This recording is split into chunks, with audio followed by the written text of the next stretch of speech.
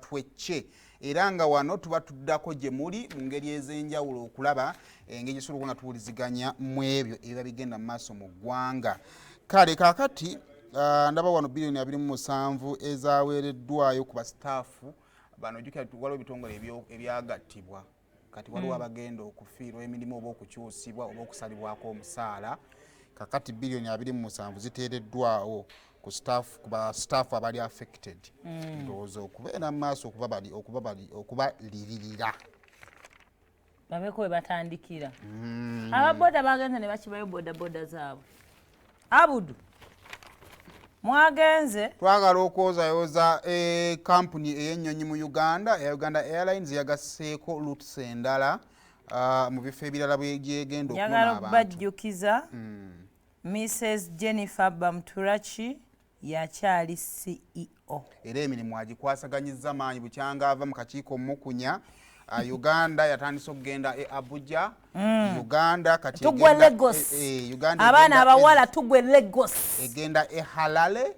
That is Zimbabwe. Egenda Lusaka is Zimbabwe. Harare is Zambia. No, Lusaka is Zambia. Harare is Zimbabwe. You don't know. Tusalewo kimu. Tokyusa. Kubagana. Kiki oyagala? Harare is Zimbabwe. Ekisinga obukulu nti egwayo. Ate onasooke wako so ekyo kikulu nnyo omanyi paka ng'otuuse okwagala okutambulako kkuni ng'oyagala odduke kwekoona oba kibayita okwekoona nti ndi Kampala ku ssaawa 2 njagala neekooneko e Nairobi ne 12 njagala zinsangewa e Kampala ojja okutandika okutegeera value y'ennyonyi nga Uganda Airlines. That's when ojja kitegeera. Ate ng'okyali mulamu ng'okyali mukozi nga bw'oli kijja kukugwako. Abaana beeyogeza but Uganda Airlines nali njituddemu abaana bonno bambala nga bwe nnyambadde. Kankutte balina kano kagundi. Joni tontuga. Akasikaafu kano akambala ng'ettaayi. Naye mwakubanga mbunne esobola okuggyamukko olumu ekolamu nga taxi. Nenga nedda temwogerera. Uganda Airlines kyabulalu lwakuba nabo buvunaanyizibwa bwaffe bwabwe okudda mu bantu eno. Okye nalabika kati be batuta abaswangizi naye muteekeemoko ku wanayinki kuba ffe tumanyonyomya muveeyo waggulu gye muli. Abo bazirinnyeeza ebbeeyi tebalina kye bategeera. Mudde kumanda abantu ba bulijjo abo.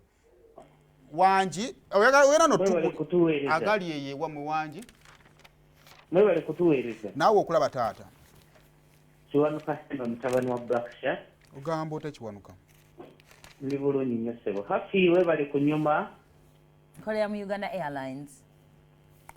Awo limba. Yabadde aluyindi. Mawulire ki agali eyo? Waliwo essomero erya Hillside. Liri eno sayidi z'Emityana. Hillside? Abaana beekalakaasa ne bakuba abasomesa emiggo. Ekisinga okwewuunyisa nti ate abaana bali mu candidate classes ate be bakulembera okwekalakaasa. Kale ne weewuunya abaana eggwanga lye tulina olwaleero baana ki be tutendeka. Abaana bagamba Madam Lie Down. Wandi? Abaana bagamba Madam Lie Down.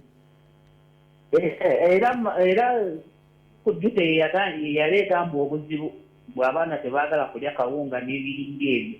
Kyokka weewuunya aba candidate abetusuubira okuteekateeka okuba abazadde ab'obuvunaanyizibwa n'okukulembera ensi yaffe ne bavaako obuzibu obwo. Ndi mutabani wa Blackshat Ssaabasajja Kabaka Wangaali. Tweyanziza. Simaba bannayuganda mwasaba naye banga mwasaba oluvannyuma lwa Uganda ogiteekako enkundi? Envumbo. Omu ku baseneta abaakulembera mu Uganda okuteekebwako envumbo naye bamukwatidde mu buli bw'enguzi.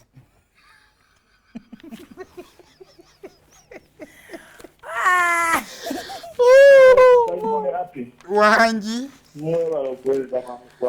tukola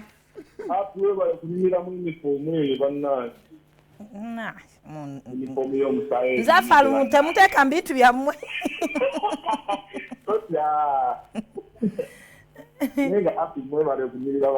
Kale mukwano webale kubeerako. Ono Jimmy Katano Johnson yo kalenda wadde mu Uganda ku garadi.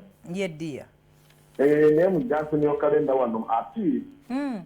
Lwaki batuyamba balwe wakanyaawo baaba kyogera nkimanyiko ekindi akikuba emmotoka ne zicamu obukono buli lunaku tebatuyamba bannaye mu Byampuna kalenda wano I know bannaye muwulire ku miranga gy'abantu kati nga tumaliriza tufuneyo essimu kano njakkaleeta tuva wano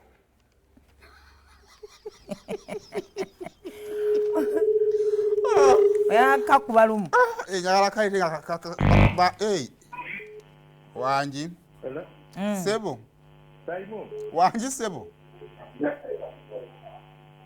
hello ye mukwano sebo byebaleko Simon naawe nkulamusiza mukwano kale mukwano ebale kubeerako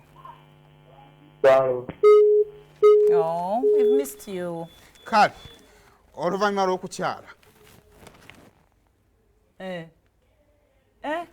ako kaleke nkaleke tusigaze obuntu bulamu nkankaleke kabasubye baddiya naye akalungi sumulula twecce